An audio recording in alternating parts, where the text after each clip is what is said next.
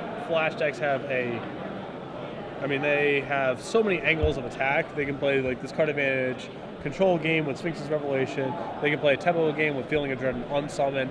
So they can really, speed up or slow down the game depending on, what the game calls for. A lot of flexibility and utility.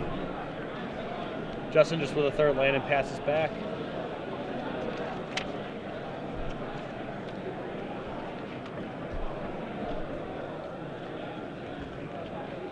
Augur in for Mark for a point. And we're going to see, it looks to be a second Augur here. Resolves.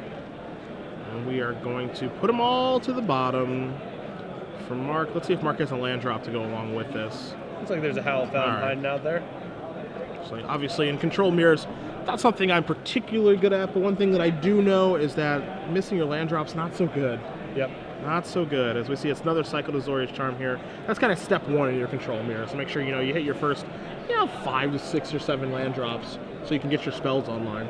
Yeah, making all your land drops very valuable, especially when you're trying to set Sphinx's Revelation, be able to fight counter spell wars, not get choked on your action. It's a big part of the game. So we're going to see a Cavern of Souls here from Mark. We're going to see what that's going to name. Likely Angel. I would be willing to bet it's on Angel. We're going to see Augur of Bolas coming in here, attacking into a potential Angel from Justin. We'll see if he has that. And if he's even willing to play it here, because Mark very clearly representing Angel himself. So if Justin flashes in his Angel here and then blocks, and Mark just Angels the blocked Augur, it's not a very productive Angel for Justin. And we also know that Mark does have that Unsummon in his hand as well. So, you could see an argument for just going, boop, unsummon it. Kind of move along, make him do it again next turn. But we are just going to see that Restoration Angel that we thought he had. See if Augur of Bolas can actually find him a card this go around. No, just quickly to the bottom. We saw this with Ben Lundquist too. Just not hitting very often. Not friendly. No. Not helpful. Look at the top 3 cards of your deck. You may put them on the bottom of your deck in any order. So we will see exactly what Justin's going to do here on his turn. Now, of course, Justin can attack for 3. Maybe Mark blocks. Then Pillar of Flame takes care of the Angel. But you are just going to see Justin just pass the turn back. And I think he passed it back without playing a land. Yeah. Which is the more important thing out of anything that turn.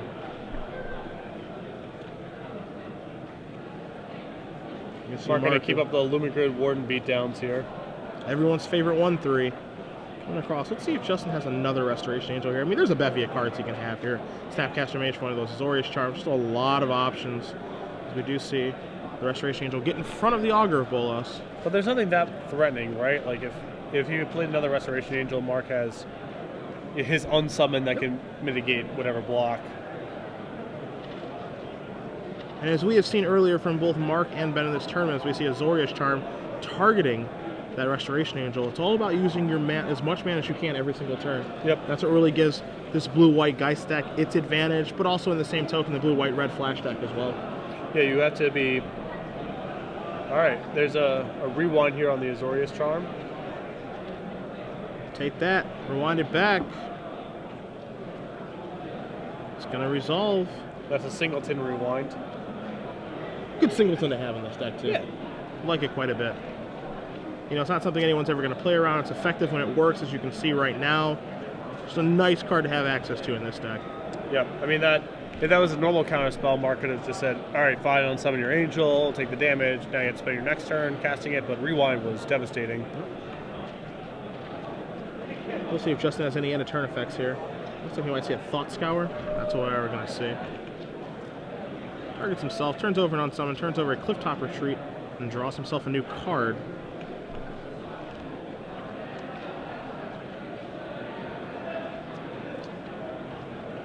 And so we go to untap. See if Justin can find this 5th land this go around. Seeing a couple new cards there. Taking that rewind out of his hand right now, also pretty key because he was choked on mana. Yeah. So, if you're going to be stuck on 4, you might as well get the 4 mana counter spot of your hand. But no 5th land again for Justin. Mark is going to draw his card. Mark draws an Unsummon for his turn to go along with his other one. You also see a Plains there coming into play. See how Mark chooses to attack this go around, or if he chooses to attack at all. Yeah, it's hard for him to attack productively, right? The Angel eats the Augur, just blocks the Restoration Angel. Probably just eats the Augur and So now we're going to see a Snapcaster Mage here on Mark's end step from Justin. Let's see what that's going to choose to target, if that even does resolve. This list, I believe, plays a couple copies of Dissipate, so he does have some hard counters to fight over that. Yeah, Mark just does have 2 copies of Dissipate in his deck list. No other counter magic, but always something to be wary of. And we are going to see a Zorius Charm be targeted with a Snapcaster Mage, and he's just going to flash that back. Get himself a new card, really looking desperately for that 5th land. Yep, although Mark, he's not really capitalizing on Justin's land situation. He's just playing a land saying go, not really able to leverage his temporary advantage here. And now the troublesome thing here, kind of for Mark, is if Justin does finally start hitting those lands, we know that, he's all spells. We don't know what spells he has right now. We can't get a really good look at his hand, but I mean, if he's not playing lands, it means all he has is spells in his hand. So if he does start, peeling off a couple lands back to back, 7 cards for Mark to worry about. So we do see a Rune Chanter's Pike here from Justin. It's fairly aggressive since he's aware that Mark has Unsummon. Now, we may not see an equip and an attack here. I would be surprised if we saw that, honestly. Right. But we are going to do a count here. Looks like we're a +4 on the Rune Chanter's Pike. And we'll see if Justin's going to make the move to equip or if he's just going to go with those 2 lands up. Yeah, I'm really surprised that we started here with the turn. Not that he's even necessarily going to be equipping, but it feels like this is potentially playing into Mark's Unsummon here. Yeah, maybe there was nothing better he could do. I mean, that's certainly possible, but give him the opportunity to maybe bounce that Restoration Angel. And that's exactly what Mark is going to do now. The other card you see in Mark's hand, he has that 2nd Unsummon, but he also has a Snapcaster Mage to go along with now another Restoration Angel. And this is like a huge application of pressure now, because he's going to be able to hit for 4, recast his Restoration Angel, find another card with Augur, Unsummon still at the ready for the angel that's presumably coming into play next turn. Oh, we have a Burning Oil? Okay. And this is going to induce the Restoration Angel. Or is that... Oh, that's Searing Spear. Sorry, Searing Spear. But yeah, that again is just going to... And that Augur now finds Feeling of Dread, and now it's going to be very challenging to stabilize through Restoration Angel. Yep.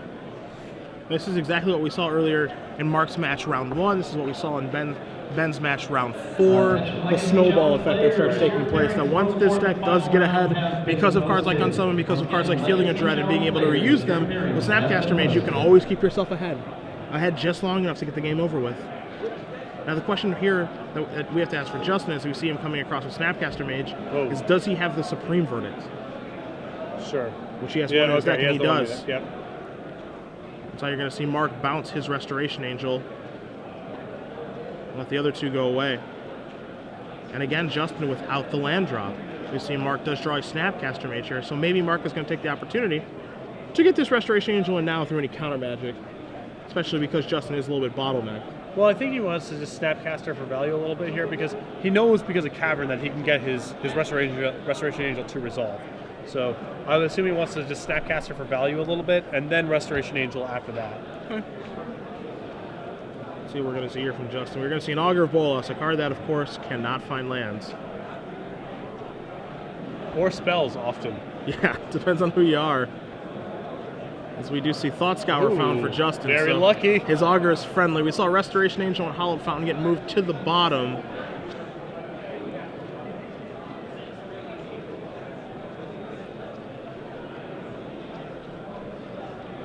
Let's see if Justin has any other actions this turn. Obviously, a mitt full of cards. The shields are going to be fully down now, as we're going to see a 2nd Augur of Bolas. The world is Mark's oyster. So what's Mark's hand here? Feeling of Dread, Restoration Angel, 2 Snapcasters? Absolutely, that is correct. And we see Mark is going to... It looks like he's responding here to Augur of Bolas, just giving some consideration on what he wants to do. Trigger's going to resolve now. See Thought Scour, Island, and Snapcaster Mage. So 2 Thought Scours in Justin's hand. Super lucky. Yep, Augur of Bolas, his friend.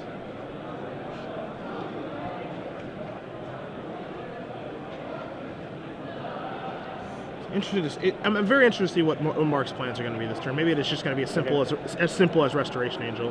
Okay, and that's all he's going to do. Draws an Azorius Charm and is coming across. Going to knock Justin down to 8. Just passes the turn back. Justin's still on 4 lands here. And if you're Mark, you're feeling pretty good, but you have to be a little bit wary here as well. Because, again, you do know that Justin has all spells. Yep. As Justin does finally draw a land, he draws a Desolate Lighthouse.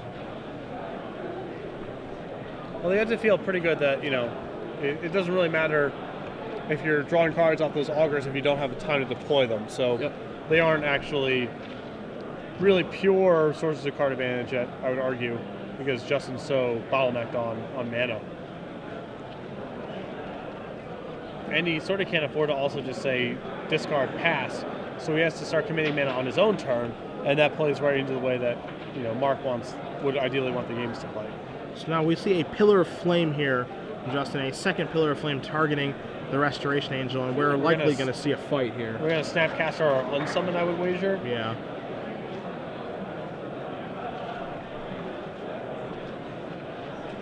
And there it is. I'd like to bounce this back to my hand if you don't mind.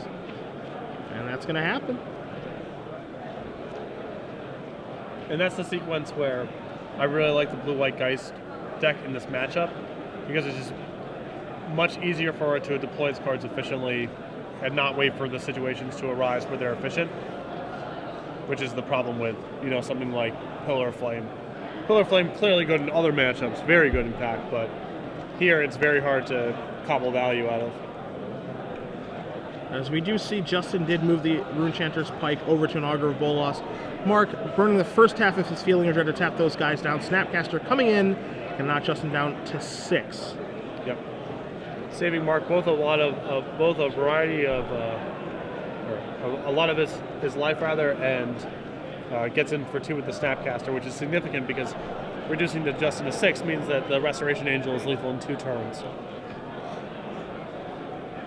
So now Justin on Mark's end step did cast Thought Scour, revealed a Cliff-Top Retreat and a Moorland Haunt.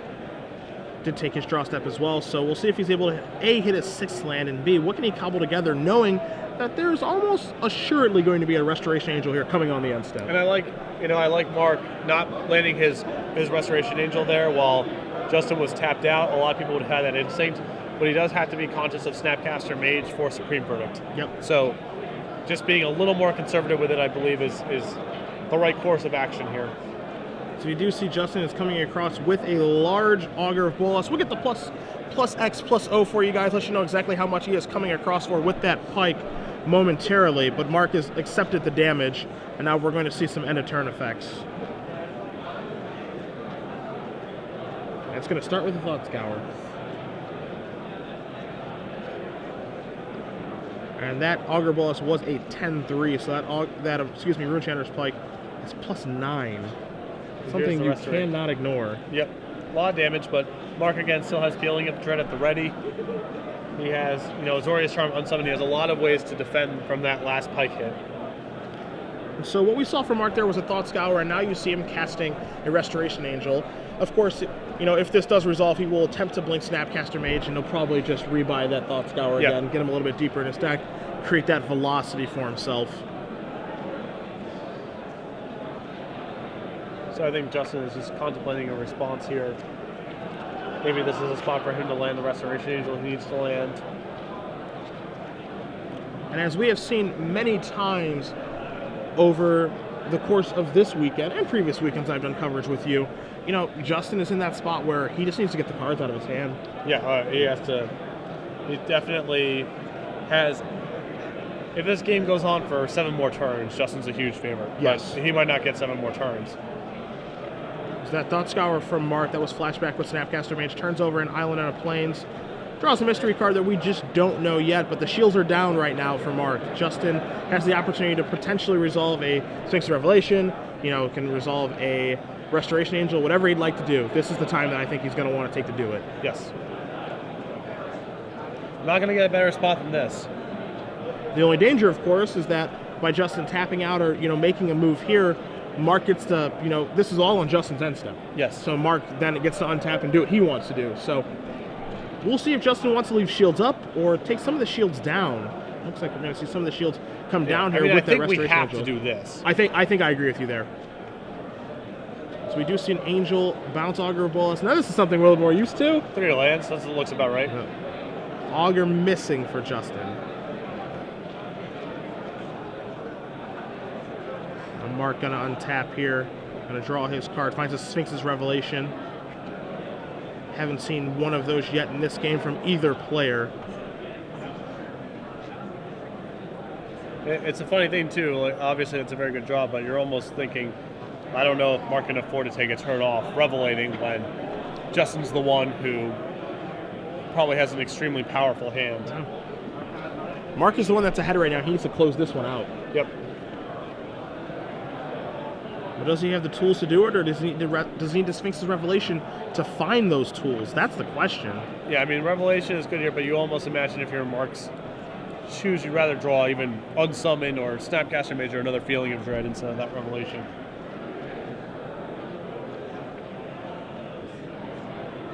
And we're going to see a Snapcaster Mage here from Mark on his main phase. Interesting tapping of the mana there. So we're going to see Unsummon take care of that Restoration Angel, and you see Restoration Angel is going to come across here. And that's another play from this blue-white deck we've been seeing of, wow, unsummon your Restoration Angel when you have a Augur Bolas in play? Like, are you kidding me? But the deck's all about just closing the game out. Yeah, gotta do it. Yeah. Clear the path. I mean, Unsummon acting as a removal spell there. Also, kind of like, acting like Restoration Angel kind of has like an upkeep cost, Right. because to redeploy it, it's not free.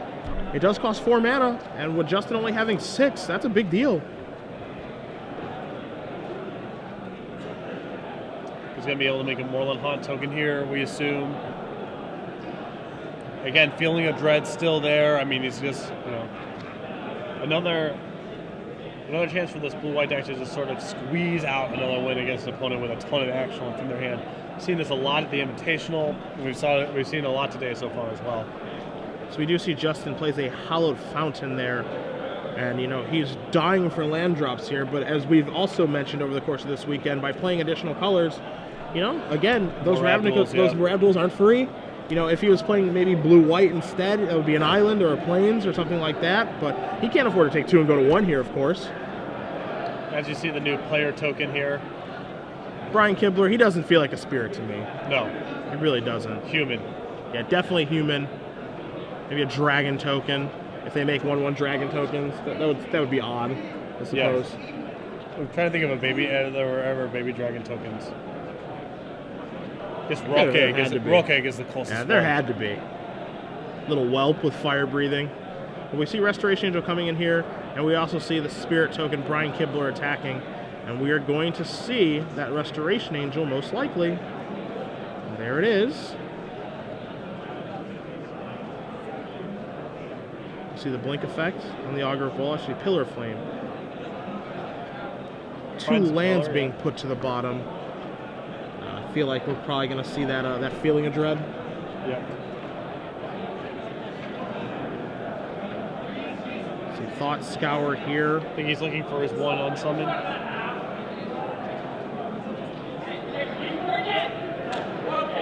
And that's there it. It is. Yeah, and Herberholtz 6-1, and it's really weird sometimes watching these flash bearers, because there's some games where all that matters is outcarding your opponents, and there's some games where the card advantage just does not matter. The game's being played in a more of a tempo, mana efficiency, damage racing sort of game, and it's really weird to watch the games that sort of shift back and forth from those two things, or are so extreme from game to game and how the matches play out. I mean, it is odd. What's kind of interesting too is the number of times that we've had this deck on camera, Blue-White Geist, like this is the 3rd time. I haven't seen any games won by Geist of St. Traft, just riding it to victory, Feeling of Dread your guy, Unsummon your guy, Snapcaster Unsummon your guy. I haven't seen that. It's been all about managing resources, kind of grinding the opponent down, jab here, just a little punch there, and then just getting those last few points of damage through. Yeah, no, I mean we saw Ben Lundquist just kind of lose to an unchecked Geist in the match he won on camera, but the game he lost. But other than that, yeah, it's been. I mean, if Mark had that game, it would have been very good, of course. Agreed. It was not necessary for him to take down that game. I just bring that up because it's ironic that we label the deck Blue-White Geist, and that's basically the namesake of the deck. But this deck can certainly win if it doesn't draw it. Yes. So that's definitely something that's in its favor. Now, of course, Patrick, I know that you do have Justin's deck list in front of you. Yes. And what can he do to save himself in what I think is a fairly competitive matchup? Right. He's got 3 copies of Jace Memory Adept, 2 Dispels, another Supreme Verdict, a Negate, and I'm not sure if Oblivion Ring is good here. I think it's actually probably pretty bad. Doesn't seem very good. It's another way to actually, get Restoration Angel off the table. And that's the card that does the most heavy lifting from an attacking standpoint of the matchup. So it's possible it's good enough, but I doubt it. I would just want a second Supreme Verdict, the Jaces, some Dispels, and another Negate.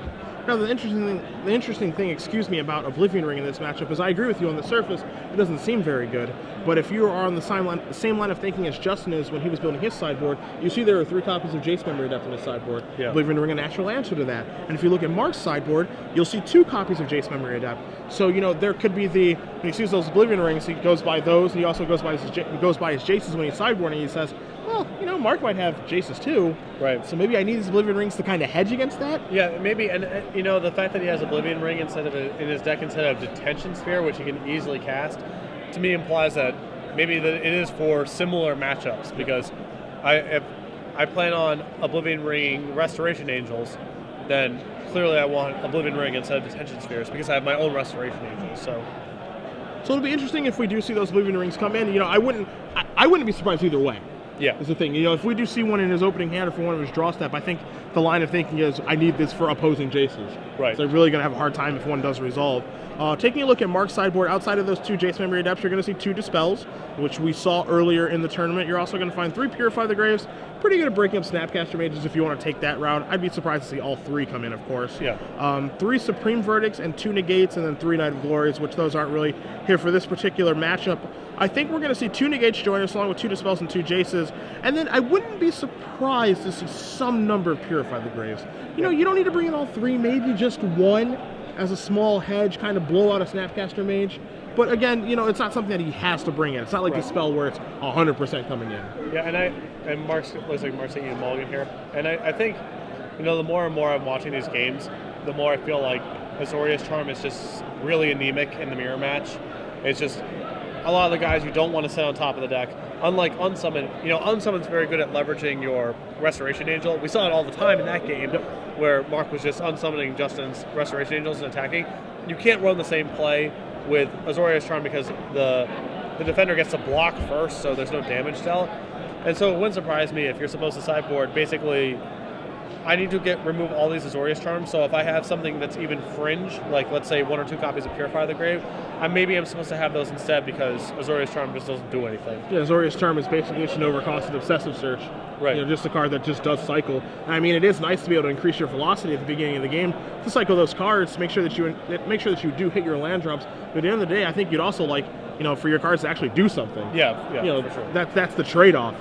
So we'll see, if Azorius Charms are still in either player's decks. I think you do bring up an interesting point there, where, it's a weird card because it has 3 modes, so you think it's doing really a lot, but in reality... And 1 cycle, so it's like, how bad could it be, right? Yeah. In reality, how bad could it be, as you said, but, you could probably find a better card than that. Yeah.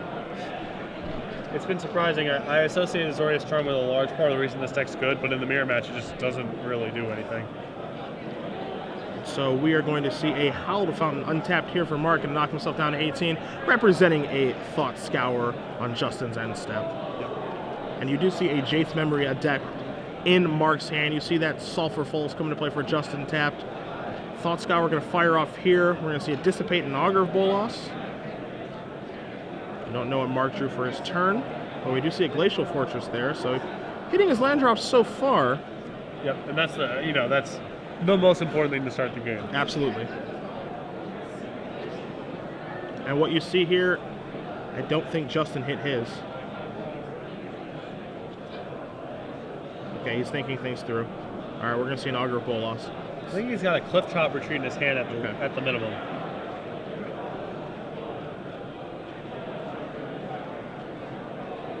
Justin contemplating, which means one of the rare augurs that's hit multiple spells. Yeah, the other spell that it did hit is Azorius Charm, but Thought Scour is what Justin's going to take, and then you do see that Clifftop Retreat.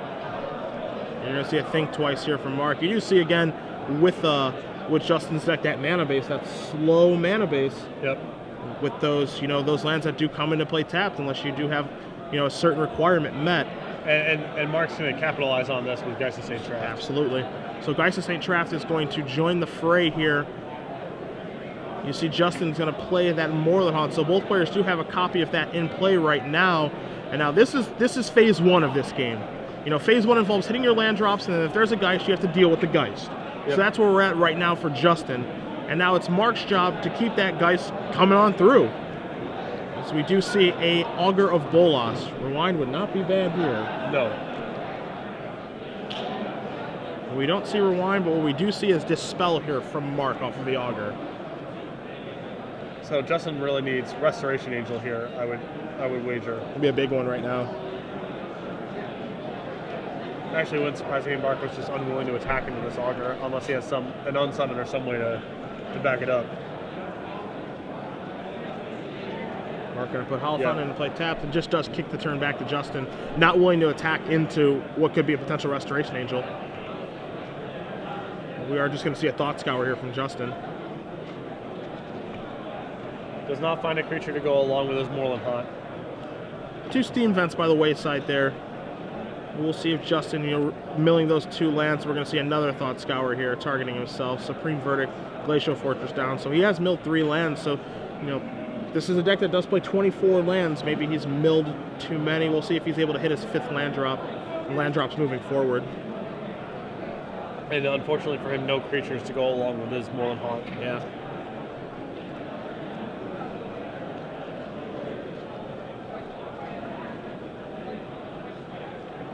And we are going to see as he's tapping his lands. I'm going to re-tap him here.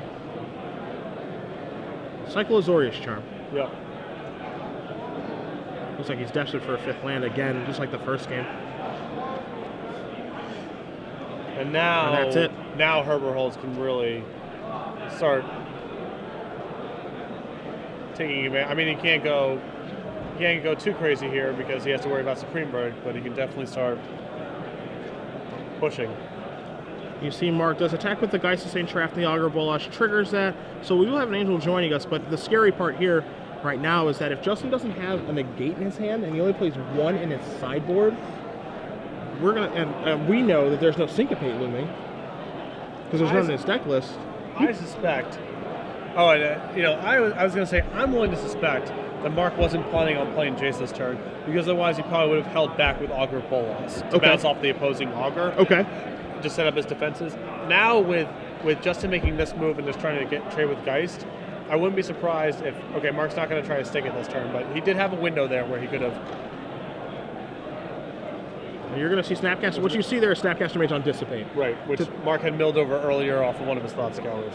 And you see that just so he can keep pushing his advantage with Geist of St. Traft, which I think is perfectly reasonable at this point. For sure. Especially again with Justin missing land drops and Mark getting into a position shortly where he's going to be able to play Jace with Dispel back up. So basically he can take 2 angles of attack and make Justin have to use, his cards to be able to deal with both angles, because right now he's coming from the aggressive angle. Right. But now starting next turn, he can start coming from the Jace attacking your library angle, and it's really, really difficult when you're bottlenecked on mana to stop 1 angle of attack, let alone 2. Yeah, I mean, one plan requires Justin to attack, and the other requires him to block. Yeah. And he can't do both. Yeah, that's correct. So we do see Negate along with Dispel, Jace Memory Depth, and lands in Mark's hand. Mark, ever so careful, crafting what he wants to do this turn. I mean, Mark still is, he still doesn't have a great answer to Restoration Angel. And that's the only thing that's causing pause here. Yes. If Justin has it, it's pretty obnoxious. You could lead off this turn with just Jace Memory Depth and try to get that counter war over with. Sure. Although I suspect that, Justin would have probably tried to main phase his Angel there if he had it. That's true, with the shields down. Yeah, that does make sense. There is the Angel. So, good read by Mark there. Mark is going to flashback, think twice, draw a card. So it was a card that he drew. He drew Thought Scour.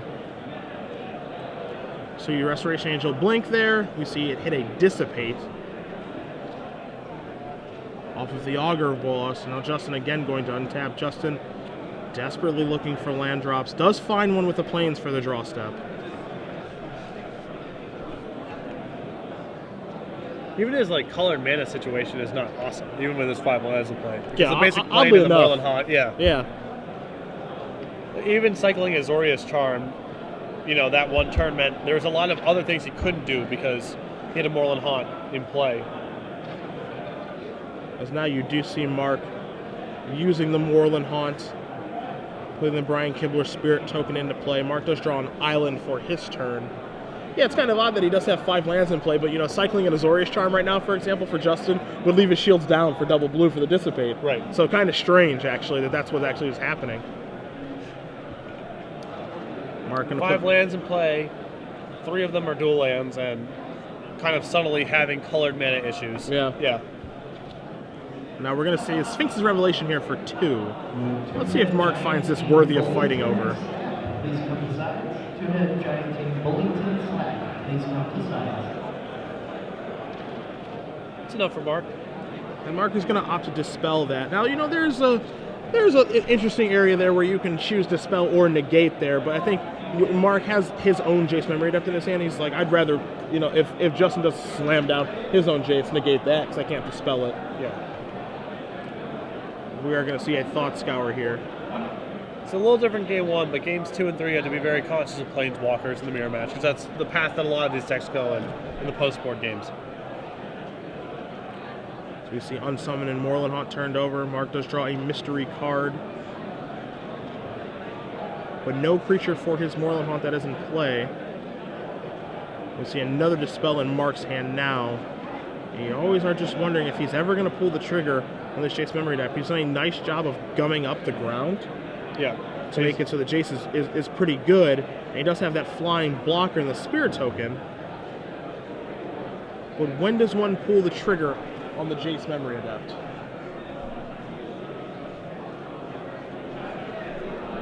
Yeah, I guess at this point he's feeling with negate and dispel that he has sufficient backup. It looks like he's going to make his move here. All right, here we go. Probably, if not, one of the most important cards in the mirror post sideboard. And I don't think the question is whether or not this thing is going to resolve, because I think it almost certainly is. I think the bigger question is whether or not Mark is going to be able to protect this thing over the course of the next few turns. Yeah. We see a rewind here. Dispel from Mark. That's a fine, fine dispel target. I'm inclined to agree. And now we are going to have a library count for Mark. See how many activations this Jace is going to take to put this away. 8, 9, 10, 11, 12. I'm 1, 2, 3, 4. We're kind of I think it's 4. 4 activations. 4. You know, once you factor in Justin's draw steps. Yep. So now, you know, we factor in that it's 4. Question, of course, now is does Mark want to draw a card? And, and it looks like he is going to, yeah. Yeah, I actually like this approach a little bit better because, you know, the game's probably going to go on for quite a while here. Let's see. Just going to make sure that we're resolving this Jace correctly. He's going to draw a card and target himself with the Jace to mill a card instead of Justin. And now he's just going to pass the turn back. Yeah, I think Mark's saying here, I don't think I can protect this Jace for 4 turns to mill him out with this guy having a full grip of cards and a Restoration Angel to attack with. It's just not giving his hand enough respect. And now there's an Oblivion Ring, a card that we were wondering if Justin was going to bring in post-board and just bring him in just to deal with Jace. We see a negate, and we see a dispel for the negate. So Jace is going to go bye-bye right now. Yep. So an expensive way to draw a card from Mark. But what the other thing that it does do is that it does tap Justin very low. And there's a Pike. Oh boy. And now a Runechanter's Pike looking to turn things around in a big way. Yeah, that was the perfect draw for, you know, Mark to capitalize with. Because now even if Justin fires back with Supreme Verdict, now the Moreland Haunt, now we're on Moreland Haunt plus Runechanter's Pike. That was basically the perfect draw for Mark there. So now Mark is going to come across here with the first striking Geist. It is big. We'll have confirmation on just how big, but we do know a 4/4 Angel is coming across as well. Yeah, huge draw. Yeah. Huge draw.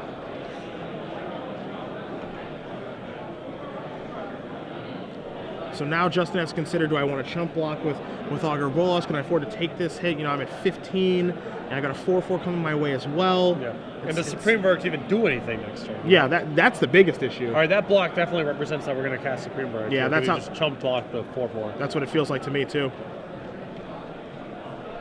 And if that's the case, that means this is where you see Moreland Haunt start to dominate a game. Yes. This is exactly it. Moreland Haunt plus equipment. I feel like we've seen this before. My memory's kind of foggy. I am 26 going on 27. I'm getting a little old. Yeah. I still have my wits about me, and I feel like I've seen this interaction come up before. A time or two. Well, I'm gonna venture a guess here that we can't chump block the 4/4 with our Restoration Angel and then not Supreme Verdict. So. Yeah, I think I'm with you. Okay. And there is a Supreme Verdict. And for you guys at home, Runechanter Spike is +7 right now. But we are going to see some Spirit Tokens come into play here. And trying to withstand this storm is just, it is real rough. It's not a lot of fun. It is not a lot of fun to have to deal with this. So we see Runechanter Spike get equipped here. Looks like it's going to be an attack for 8, knocking Justin down to 7 if our math is correct. And now you're going to see another Geist of St. Shraft here from Mark. No reason to move that equipment right now, so he can leave Moreland Haunt up. And he just kicks it right back to Justin, basically threatening lethal again. Yeah, he basically needs Supreme Verdict plus Oblivion Ring to get out of this spot, which is asking a lot.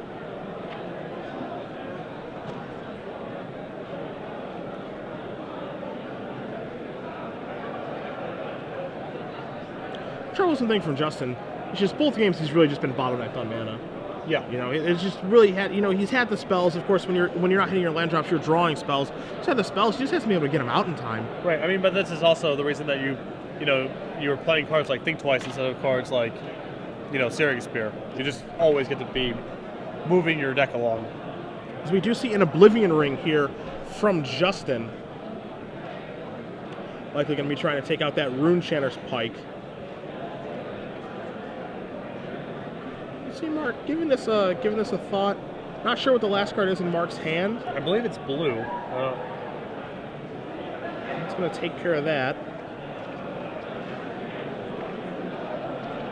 Steam Vents. We're going to see Moreland Haunt make another guy on the end step. This time Patrick Chapin coming to town. The whole suite. Yep. A Star City Games creature tokens. Mark's going to draw his card. You see Restoration Angel in his hand. You see him coming across. Trigger that. We're looking at lethal. Looking at a Moreland Haunt token. We're looking at Snapcaster Mage on summon. And we are looking at game, my friends. Mark Herberholtz 2-0 over Justin Nguyen. Blue-White Geist defeating Blue-White-Red Flash. And it looks like Mark Herberholtz making the top 8 of the tournament. Wow. Welcome back. Yeah, it's been too long, my